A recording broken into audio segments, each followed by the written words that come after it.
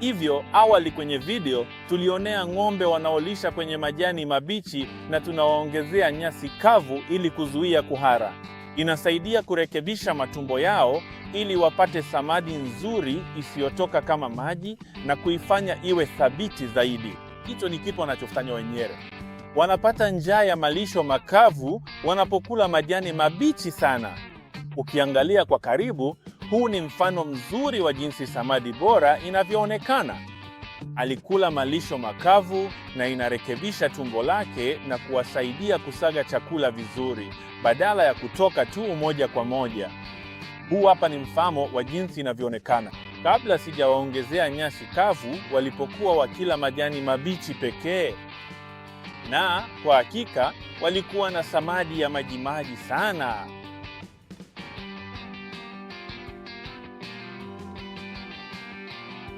Hii ni rili ya fensi inayohamishika.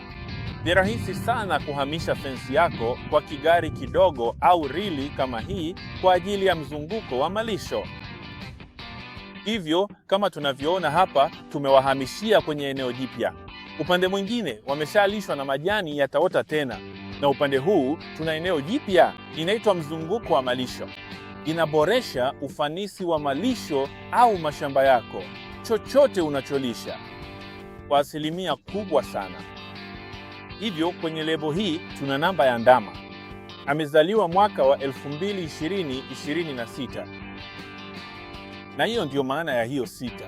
Ni ndama wetu wa 13 na mama yake ni wa mwaka wa 2024.